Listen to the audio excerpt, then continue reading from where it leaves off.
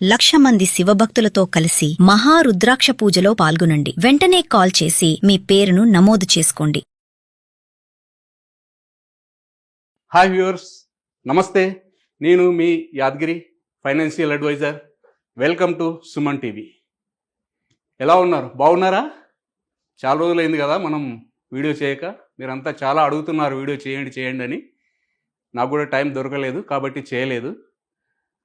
చాలా సంతోషం, మీరందరూ కూడా అడ్వైస్ తీసుకొని మీ యొక్క గోల్స్ రీచ్ అయ్యే విధంగా మీ ప్లాన్ చేసుకున్నందుకు. అదేవిధంగా ఇంకొకటి నాకు ఒక బాధ కూడా వేస్తుంది మీతోని. ఎందుకు బాధ వేస్తుంది అని అంటే, మనం ప్రీవియస్ చేసినటువంటి వీడియోస్ అన్నింటిలోనూ చాలా వరకు నేను ప్రతి వీడియోలో మీకు ఏం చెప్తున్నాను, యంగ్ యూత్ అని చెప్తున్నాను. కానీ యంగ్ యూత్ ఎక్కడ కనెక్ట్ అవుతున్నారు? యంగ్ యూత్ అనేవాళ్ళు ఒక 10% కూడా నాతో కనెక్ట్ అవ్వట్లేదు. ఏజ్ గ్రూప్ 25 to 35 వాళ్ళు ఒక 10% కూడా నాతో కనెక్ట్ అవ్వలేదు. అదేవిధంగా 35 to 50 ఇయర్స్ వాళ్ళు ఒక 30% నాకు కనెక్ట్ అవ్వడం జరిగింది. వాళ్ళకు కూడా ప్లాన్స్ ఇవ్వడం జరిగింది, దాని ప్రకారంగా వాళ్ళు చేసుకోవడం జరిగింది. ఆ రకంగా వెళ్ళదు. అదేవిధంగా 50 నుంచి 65 ఇయర్స్ వరకు ఎంతమంది అండి? మనకు ఒక 60% నన్ను వాళ్ళే అప్రోచ్ అవుతున్నారు. ఎందుకు అప్రోచ్ అవుతున్నారు నాకు అర్థం కాలేదు. ఎందుకు అంటే, వాస్తవానికి ఆ స్టేజ్లో వాళ్ళు రిటర్న్స్ తీసుకోవాలి.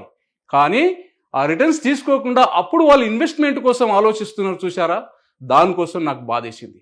అందుకే ఇవాళ ఏంటంటే, ఏదైనా సరే దీనికోసం ఒక వీడియో చేయాలి, మీకు అందరికి ఒక అవేర్నెస్ కల్పించాలి, ఆ యంగ్ యూత్ అనే దాని గురించి ఒక అర్థం వచ్చే విధంగా ఒక వీడియో చేద్దామనే దానికోసం నేను ఇవాళ నిశ్చయించుకొని ఈ వీడియో చేయడానికి రావడం జరిగింది.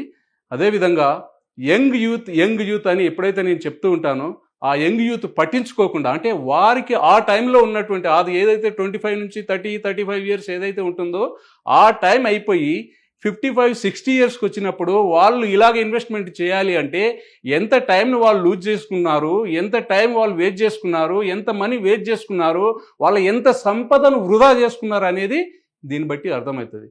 అంటే సింపుల్గా చెప్పాలి అంటే, ఆ వీడియోలో నేను ఒక్కొక్కటి చెప్తాను. కొద్దిగా లెంత్ అయినా పర్వాలేదు, మీరు కొంచెం చూసి మీ వీలున్నప్పుడు ఈ వీడియోని చూడండి, మీరు ప్లాన్ చేసుకోండి, మీ జీవితంలో మీరు మంచిగా ఉన్నత స్థాయిలో ఉండాలని చెప్పేసి కోరుకుంటూ వీడియోలోకి వెళ్తున్నాం. సార్, ఇక్కడ చూడండి, money is like flowing A water. అంటే మనకు వాటర్ లాంటిది మనీ. ఆ వాటర్ ఎట్లాగంటే, మనం if you don't give the direction, it's will find its own direction. అంటే మనం ఎప్పుడైతే ఆ వాటర్కి డైరెక్షన్ ఇయ్యమో, ఫర్ ఎగ్జాంపుల్ వర్షం పడింది అనుకుందాం, వర్షంలో వాటర్ వస్తుంది అనుకుందాం, ఆ వాటర్ కాలువ రూపకంగా వచ్చింది అనుకుందాం. ఆ కాలువ రూపకంగా వచ్చిన వాటర్ను మనం ఒక ఆనకట్టగా కట్టి, ఆ ఆనకట్టలో అక్కడ ఉన్నటువంటి ఒక చెరువు లేకపోతే ఒక ప్రాజెక్టు నిర్మించి అక్కడ నీళ్లు స్టోరేజ్ చేసి దాని ద్వారా పంటలకు కానీ, తాగునీటికి కానీ, విద్యుత్తుకు కానీ వినియోగించుకోవడానికి ఉపయోగపడుతుంది వాటర్. జస్ట్ లైక్ సేమ్ అట్లాగే ఈ మనీని కూడా మనం అదే విధంగా యూజ్ చేసుకోకపోతే, ఈ వాటర్ ఎక్కడ వెళ్తుంది? మనం ఒకవేళ అట్లాగా కట్టకపోతే సముద్రంలో వెళ్ళి కలుస్తుంది. సముద్రంలో వెళ్ళి కలిసినప్పుడు ఏమవుతుంది?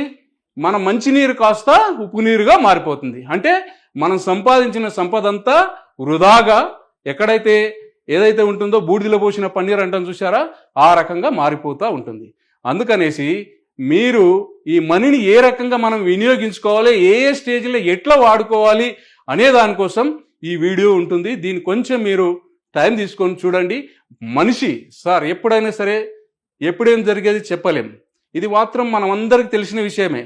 అయినప్పటికీ మనిషి పుట్టినప్పటి నుంచి మరణించే వరకు అతని యొక్క జీవితంలో ఏ స్టేజిలో ఏ బాధ్యతలు నిర్వర్తించాలి, ఏ బాధ్యతలు మనం విస్మరిస్తున్నామో, ఏ రకంగా మనం తర్వాత స్ట్రగుల్ ఫీల్ అవుతున్నాం, దాని గురించి మనం క్షుణ్ణంగా తెలుసుకుందాం. చూడండి, ఇవాళ నేను స్పెషల్గా ఏం చెప్పదలుచుకున్నాను అంటే, రిటైర్మెంట్ పర్పస్లో నేను చెప్పదలుచుకున్నాను. ఎందుకోసం అంటే, ఇవాళ ఎర్న్ చేసి లాస్ట్కి ఒక స్టేజ్కి వచ్చిన తర్వాత వాళ్ళకు ఒక ఏజ్ అయిపోయిన తర్వాత వాళ్ళకి ఎర్నింగ్ ఉండదు. ఆ టైంలో వాళ్ళు ఒకరి మీద డిపెండ్ అయి ఉంటారు. డిపెండ్ అయినప్పుడు ఏ రకమైనటువంటి సిచ్యువేషన్స్ ఉంటాయో దాంట్లోకి వెళ్ళే ముందు ఇక్కడ చెప్తున్నాను. చూడండి సార్, ఎన్ని టైప్స్ ఆఫ్ పెన్షన్స్ ఉంటాయి? 4 types of pensions is provision. ఏమేమి ఉన్నాయి? సోషల్ సెక్యూరిటీ పెన్షన్ అంటే ఇది ఎవరు ఇస్తారు? గవర్నమెంట్ అనేది సోషల్ సెక్యూరిటీ పెన్షన్ అనేది ప్రొవైడ్ చేయబడుతుంది. ఎవరికి ఇస్తుంది? ఎవరైతే ఏజ్ 60 అండ్ అబోవ్ ఉంటారో వాళ్లకు ఇవాళ గవర్నమెంట్ ఒక్కొక్క స్కీమ్ ఒకరికి 2,000 అని, ఒకరికి 4,000 అని, ఇట్లా రకరకాలుగా స్కీమ్స్ ఉంటాయి కదా, ఆ రకంగా వాళ్ళ ఇవ్వడం జరుగుతుంది సోషల్ సెక్యూరిటీ స్కీమ్స్. అంటే అది వాళ్ళకి ఎలాంటి ఏమి ఆధారం ఉండదు కాబట్టి అలా ఏజ్ అయిపోయినటువంటి వారికి, ఎలాంటి ఇన్కమ్ లేనటువంటి వారికి ఇది ఇస్తారు. రెండోది ఏంటి అని అంటే ఆక్యుపేషనల్ గ్రాంట్ పెన్షన్ ఏదైతే ఉంటుందో, ఇక్కడ మనకి ఇండియన్ గవర్నమెంట్ ఏం చేసిందంటే సెక్టార్లో ఏవైతుందో స్టాప్ చేయబడ్డది. ఎప్పుడు 2004లోనే ఈ ఆక్యుపేషనల్ పెన్షన్ కూడా స్టాప్ చేయబడ్డది. అంటే 2004 కన్నా ముందు ఎవరైతే మన ఇండియన్ గవర్నమెంట్ దాంట్లో వర్క్ చేస్తున్నారో వాళ్ళు గవర్నమెంట్ ఎంప్లాయీస్ అయినటువంటి వాళ్ళకు పెన్షన్ ప్రొవిజన్ అనేది ఉండేది. అంటే వాళ్ళు రిటైర్మెంట్ అయిన తర్వాత వాళ్ళకు ఒక పర్సంటేజ్ ఆఫ్ అమౌంట్ వాళ్ళకు రెగ్యులర్గా వాళ్ళకి లైఫ్ టైం ఇస్తూ ఉంటారు. తద్వారా వాళ్ళ యొక్క లైఫ్ను ముందు నడచడానికి ఆస్కారం ఉంటుంది. ఇంకొకటి ఏంటి, మూడోది వచ్చేసి చైల్డ్ సపోర్ట్ పెన్షన్. అంటే ఇవాళ చాలామంది చైల్డ్ సపోర్ట్ పెన్షన్ మీదే ఆధారపడి ఉన్నారు. ఎందుకు? Where child take care all the responsibility of the parents. ఇలాగా ఇవాళ ఉన్నదా పరిస్థితి? అట్లా ఆ పరిస్థితి లేదు కాబట్టి ఆ పరిస్థితికి అనుగుణంగా మీరు ప్లాన్ చేసుకోవాలి. అదేవిధంగా ఇండివిజువల్ ప్లానింగ్ పెన్షన్ అంటే ఎవరైతే మనం ముందుగానే ఇప్పుడు నేను చెప్పబోయేది ఏదైతుందో అది దీంట్లోకి వస్తుంది.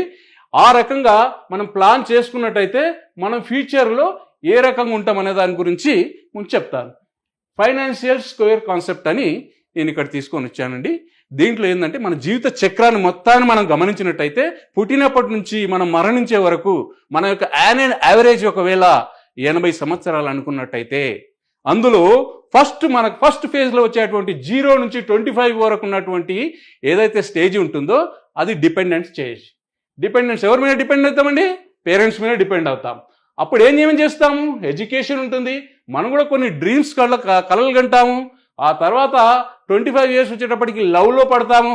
అదేవిధంగా పెళ్ళిళ్ళు అలా జరుగుతూ ఉంటుంది. ఆ స్టేజ్కి ఈ స్టేజ్లో టోటల్ మన దగ్గర ఇన్కమ్ ఏముండదు. 25 సంవత్సరాలు మనం డిపెండెన్సీ ఉంటాం. పేరెంట్స్ మీద మనం డిపెండ్ అయి ఉంటాం.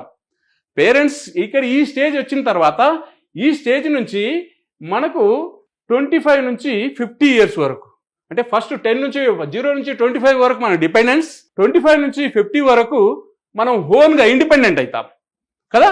ఎప్పుడైతే 25 ఇయర్స్ అవుతుందో మనం ఎప్పుడైతే యాజ్ పర్ మనకు ఇండియన్ లా ప్రకారంగా మేజర్ కింద మనకు ఏదైతే ఉంటాం కాబట్టి ఇండిపెండెన్స్ కింద 18 ఇయర్స్కే మేజర్, కానీ 25 ఇయర్స్ వరకు కూడా పెన్షన్ ప్రొవిజన్లో 25 ఇయర్స్ ఉంటుంది కాబట్టి 25 ఇయర్స్ కంప్లీట్ అయినాక వాళ్ళు ఇండిపెండెన్స్గా ఉంటారు.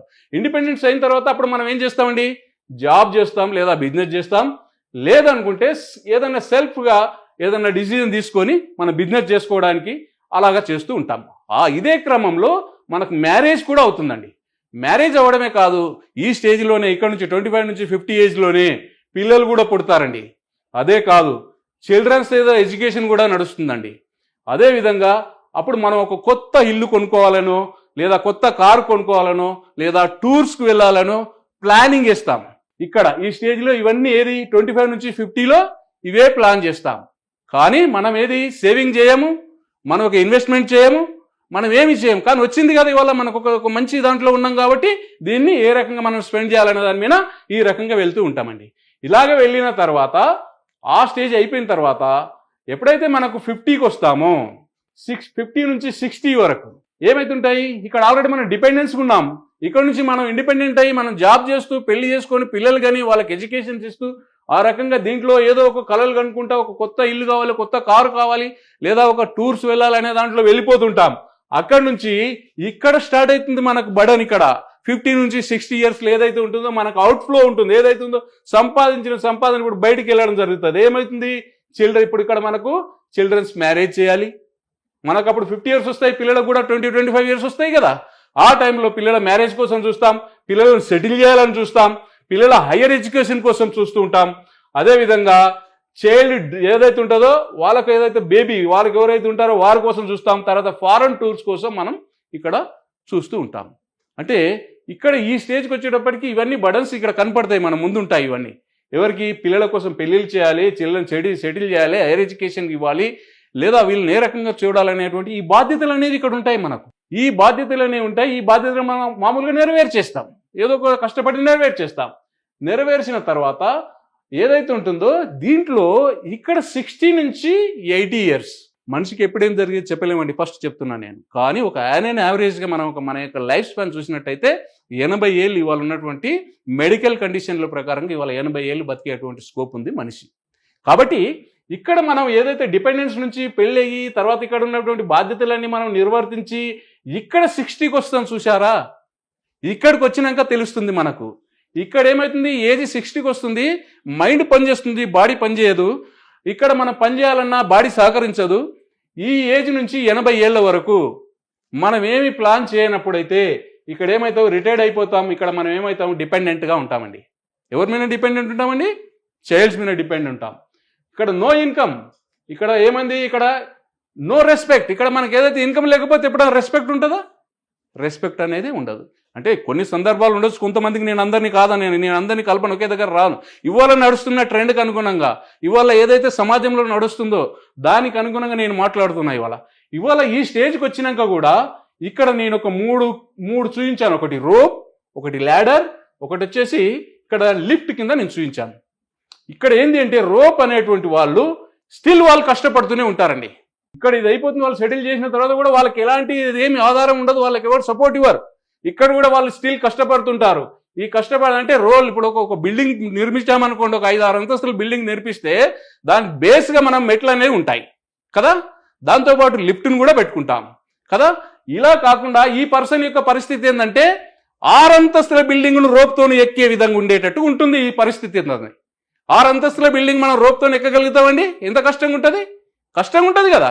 అట్లాగే ఒకవేళ కొంతమంది ల్యాడర్ సిస్టమ్ అంటే మెట్లు ఉంటాయి కదా బిల్డింగ్ ఎక్కేటప్పుడు, ఆ బిల్డింగ్ ఎక్కేటప్పుడు మెట్లు ఎక్కేటప్పుడు కొంచెం కష్టమైనా సరే ఎక్కుతాం. ఎట్లాగంటే వీళ్ళకి కొంత సేవింగ్స్ ఉంటాయి, కొంత ఫిక్స్డ్ డిపాజిట్ ఉంటాయి, కొన్ని రెంట్స్ వస్తాయి. అలాంటి దానివల్ల వీళ్ళు కొద్ది వాళ్ళ యొక్క లైఫ్ని లీడ్ చేస్తూ వస్తుంటారు. ఇది ఈ రకంగా లీడ్ చేస్తూ వచ్చేస్తుంటారు. ఇక్కడికి ఇది అయిపోతుంది. లిఫ్ట్ అంటే ఏంటి? మనం 7 అంతస్తులు 6 అంతస్తుల బిల్డింగ్ ఎక్కాలంటే హ్యాపీగా ఎలాంటి ఆయాసం లేకుండా ఎక్కాలి అని అంటే ఆ లిఫ్ట్ని సమకూర్చుకున్నాం. ఎప్పుడు సమకూర్చుకున్నాం? కట్టినప్పుడే దానికి ఒకటి చేసి సమకూర్చుకున్నాం. అదేవిధంగా సేమ్ థింగ్ ఇక్కడ మనం ఒక 20-25 ఇయర్స్లో మన ఇన్వెస్ట్మెంట్ స్టార్ట్ చేసి ఉంటే, మనం ఫ్యూచర్ ప్రొవిజన్ కోసం చేసినట్టయితే ఇవాళ మనం 60 ఇయర్స్కి వచ్చినప్పుడు లిఫ్ట్లో వెళ్తే ఎంత హాయిగా ఉంటుందండి. మనకు పైన ఫ్యాన్ తిరుగుతుంది, కింద మనం చూస్తుంటే పైకి ఎక్కుతూ ఉంటాం కదా, ఎలాంటి అలసట లేకుండా వెళ్ళిపోతుంటాం. ఆ రకంగా మన యొక్క జీవితం అనేది నడుస్తూ ఉంటుందండి.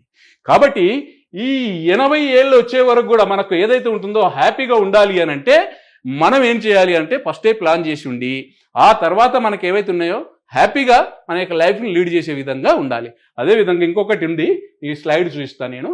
ఫైనాన్షియల్గా ఏదైతే ఉంటుందో అదే స్లైడ్ను ఇక్కడ నేను కొంచెం వివరంగా వివరించాను. ఇక్కడ ఫైనాన్షియల్ స్క్వేర్ ఏదైతే ఉందో దీంట్లో ఏమవుతుందో, ఏజ్ ఎప్పుడైతే మనకు 0 to 25 ఇయర్స్లో వచ్చినప్పటికీ ఎడ్యుకేషన్, తర్వాత ఇక్కడ ఎవరైతే ఉంటారో పేరెంట్స్ యొక్క సపోర్ట్, ఇక్కడ మనం ఏదైతే ఉంటామో దాంట్లో మనం డిపెండెన్స్ అయ్యి ఉంటామన్నమాట. ఎప్పుడు ఏజ్ 0 to 25.